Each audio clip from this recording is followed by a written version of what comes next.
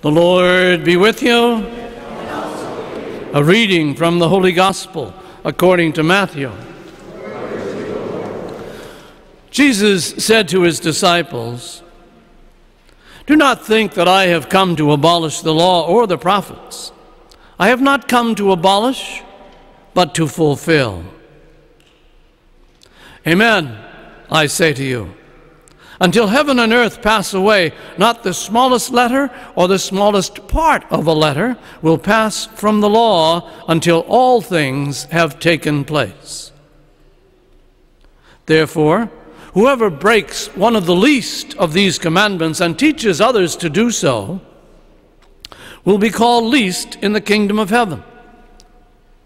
But whoever obeys and teaches these commandments will be called greatest in the kingdom of heaven. I tell you, unless your righteousness surpasses that of the scribes and Pharisees, you will not enter the kingdom of heaven. You have heard that it was said to your ancestors, 'You shall not kill, and whoever kills will be liable to judgment.' But I say to you, whoever is angry with brother will be liable to judgment, and whoever says to his sister, 'Racha,' will be answerable to the Sanhedrin, and whoever says, 'You fool,' will be liable to fiery Gehenna. Therefore, if you bring your gift to the altar and there recall that your brother or sister has anything against you, leave your gift there at the altar, go first and be reconciled with them, and then come and offer your gift. Settle with your opponent quickly while on the way to court. Otherwise, your opponent will hand you over to the judge will hand you over to the guard, and you will be thrown into prison. Amen, I say to you, you will not be released until you have paid the last penny. You have heard that it was said, 'You shall not commit adultery,' but I say to you, everyone who looks at a woman with lust has already committed adultery with her in his heart. If your right eye causes you to sin, tear it out and throw it away. It is better for you to lose one of your members than to have your whole body thrown into Gehenna. And if your right hand causes you to sin, cut it off and throw it away. It is better for you to lose one of your members than to have your whole body thrown into Gehenna. And if your right hand causes you to sin, cut it off and throw it away. It is better for you to lose one of your members than to have your whole body go into Gehenna. It was also said, 'Whoever divorces his wife must give her a bill of divorce.' But I say to you, whoever divorces his wife, unless the marriage is unlawful, causes her to commit adultery, and whoever marries a divorced woman commits adultery. Now again, you have heard it said that it was to your ancestors, 'Do not take a false oath, but make good to the Lord all that you vow.' But I say to you, do not swear at all, not by heaven, for it is God's throne, not by the earth, for it is his footstool, not by Jerusalem, for it is the city of the great King. Do not swear by your head. You cannot make a single hair white or black.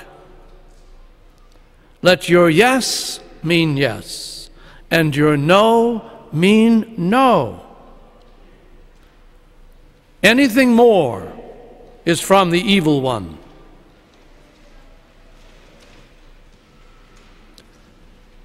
The Gospel of the Lord.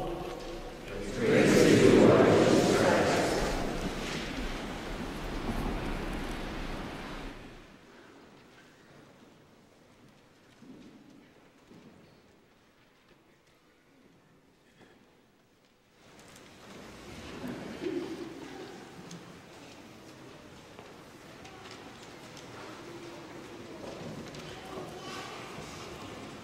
A story is told of two horses They were together in a pasture. And if you were the type who might stop by in your car to look at them, because they are such beautiful animals, at least in my opinion, you would notice on getting close to one of them that the horse is blind. But the owner, not wishing to put him down, has decided to let him live his life for as long as God grants him that gift. The other horse has a bell attached to the bridle.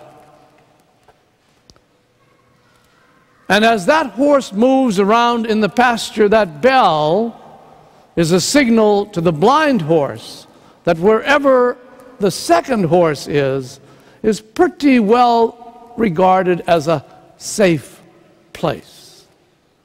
It's a place where he knows if the other horse is there, there's no danger to him.